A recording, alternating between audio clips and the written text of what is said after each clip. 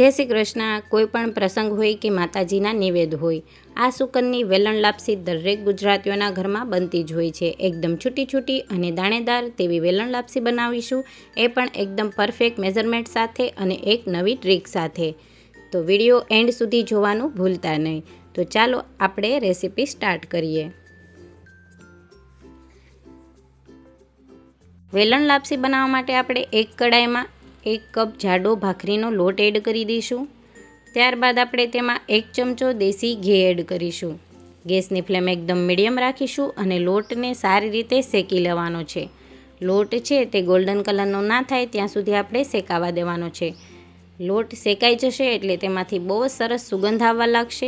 તો અહીંયા આપણો લોટ છે તે સારી રીતે શેકાઈ ગયો છે। હવે આપણે તેને એક પ્લેટમાં કાઢી લઈશું અને પ્લેટમાં પાથરી અને તેને સાઈડમાં રાખી દઈશું, જેનાથી લોટ છે તે ઠંડો થઈ જાય। હવે લોટ જ્યાં સુધી ઠંડો થાય ત્યાં સુધીમાં આપણે લાપસીનું આંધણ રાખી દઈશું। તો અહીંયા આપણે લાપસીના આંધણ માટે એક કડાઈમાં 1 કપ પાણી એડ કરીશું। 1 કપ લોટની સામે આપણે 1 કપ પાણી એડ કરવાનું છે। ત્યારબાદ આપણે તેમાં અડધો કપ ગોળ એડ કરીશું। આ પરફેક્ટ માપ છે। ગોળ એડ કરી અને પાણી અને ગોળને સારી રીતે આપણે મિક્સ કરી લેવાનું છે।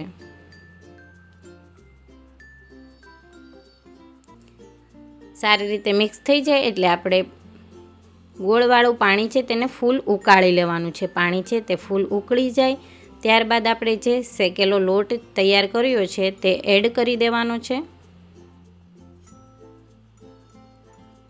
લોટને આપણે કડાઈમાં સારી રીતે પાથરી દેવાનો છે। લોટ છે તે સારી રીતે પથરાઈ જાય ત્યારબાદ આપણે વેલણની મદદથી 5 હોલ કરી દેવાના છે। હવે આપણે આ હોલમાં દેશી ઘી એડ કરી દઈશું, જેનાથી લાપસી છે તે નીચે ચીપકે નહીં અને તેમાં ટેસ્ટ પણ બહુ સારો આવે। અહીંયા આપણે એક જાડો તવો લઈ લઈશું, તેમાં કડાઈને રાખી દઈશું અને ગેસની ફ્લેમ એકદમ મીડિયમ રાખીશું। ઢાંકણ ઢાંકી અને લાપસીને 10 થી 15 મિનિટ સુધી કૂક થવા દઈશું। 10 થી 15 મિનિટ બાદ આપણે ચેક કરી લેવાનું છે કે લોટ છે તે પાણી શોષવા લાગ્યું કે નહીં। પાણી થોડું તેનું ઓછું થઈ જાય ત્યારબાદ આપણે વેલણની મદદથી લાપસીને મિક્સ કરી લેવાની છે। ત્યારબાદ આપણે પાછું ઢાંકણ ઢાંકી અને 5 મિનિટ સુધી તેને કૂક થવા દઈશું। આ પ્રોસેસ આપણે 2 થી 3 વાર કરીશું એટલે આપણી લાપસી છે તે એકદમ છૂટી છૂટી બનશે। વેલણની મદદથી તેને મિક્સ કરતું રહેવાનું છે, ઢાંકી અને તેને કૂક થવા દેવાનું છે।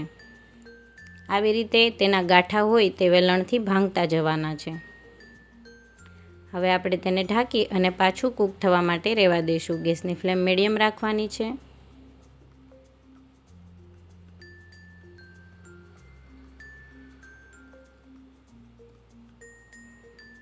પાછું તેને ખોલી અને આપણે વેલણથી મિક્સ કરી લેવાનું છે।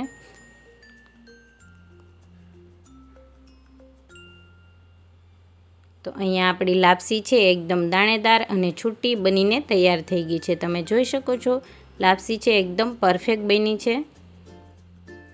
આ રીત સાથે તમે બનાવશો ને તો તમારી લાપસી છે એકદમ પરફેક્ટ બનશે।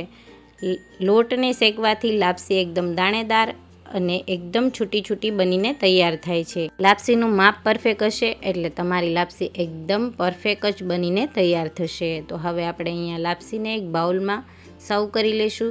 તો અહીંયા રેડી છે। કોઈ પણ શુભ પ્રસંગ હોય કે માતાજીના નિવેદ હોય તો દરેક ગુજરાતીઓની શાન તેવી વેલણ લાપસી। તો હવે આપણે તેમાં દેશી ઘી એડ કરી દઈશું, ઉપરથી ડ્રાયફ્રૂટ એડ કરી દઈશું। તો આજની રેસીપી પસંદ આવી હોય ને તો એક લાઈક, શેર અને સબસ્ક્રાઈબ કરવાનું ભૂલતા નહીં। Thank you for watching. જય શ્રી કૃષ્ણ।